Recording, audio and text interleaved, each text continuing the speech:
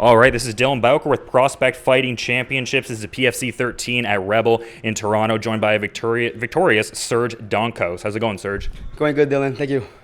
I'm just wondering, what your, evaluation of your opponent is based on, what your preconceived notion was. Did he bring anything different to the table than what you expected? Nope. He's a tall guy. They call him a stand-up specialist. So I expected from him to do a lot of stand-up. He's taller, so keep me at distance and try and land his kicks and punches. And I'm a shorter guy. I'm really aggressive. So I was planning on using my aggressivity and my grappling to finish him, and that's what happened. Yeah, and it seemed like in the striking exchanges, you were just dictating the pace at all times, just figuring out where everything was going. Your opponent tried to get his own rhythm going, but it didn't seem to ever really take. What do you credit to that ability to assert yourself and dictate the pace in that way? I train with very high-level fighters like Dave Leduc, who's 5-time world champion, very tall guy, very aggressive as well, and other pros that are very tall. So I believe I have more experience maybe in the gym. And in fighting as well, because it was his first fight, right? So maybe he was a little bit, not shy, but maybe it was his first fight, right? So it's always harder the first one, more stress and more anxiety. So yeah, that's pretty much it. Yeah, because you've got the spotless record through pro and amateur, and you've got the multi-fight win streak going on, so that probably lends itself to a lot of confidence and getting in that flow state, right? Yep, exactly. So there's a lot of psychological going on. I won all of my 7 fights within the first round, and I've called it before. So I used to visualize and see the stuff months and months ahead of the fight. This fight was last minute, but I took my time and did like always, and went like expected. Yeah, and Shane Monaghan was initially supposed to be your opponent. How difficult is that to adjust on the fly? Is it a byproduct of just focus on your own skill set and see what your opponent does? Because I can't imagine you're able to study your opponent much when there's a switch like that. Nope. So and all of my fights has been like that through my whole career. All of my fights, I had a fight, they backed out or had another opponent. So I had to adjust, improvise, and adapt every time. And I'm also noticing you have a bit of an agreement with the Lethwei organization there. For those who don't know about that, can you sort of give an update? 'Cause I think that's really cool.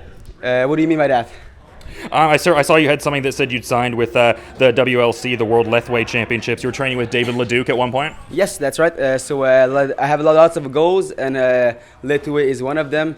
So like I told before, I had a lot of fans, so I need lots of belts. So go fighting in Lethwei, fighting in MMA, doing all kinds of stuff. I'm young, I have the time and the talent, so I believe it would be a waste for me not to do so.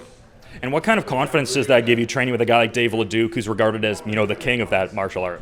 Lots of confidence, of course, but I don't want to have too much confidence, because too much is not enough, right? So always be humble and always keep on training like I'm the worst fighter in the world. So training like crazy and overcoming myself every day. I believe also our coach that we have, me and Dave, it's Sifu Patrick Marcel. He's been a long life martial artist, training since 9 years old. He doesn't drink, he doesn't smoke, he only trains daily and does this and still does this with us every single day. He's 44 years old and still beats us pretty easily. So for me to have a mentor like that and a coach like that, it means the world for me.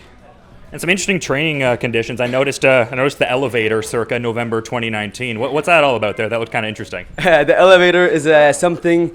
So in Patton Martial Arts, the founder is Sijo. So he's the big McMaster, and he has a big circuit in Castleman. So that's over 16 acres only for training. So we have from tree to tree training. We have also the elevator that you just talked about. It's a small place, maybe 2 feet, no, about 4 feet by 4 feet, very small, and it simulates close quarter combat.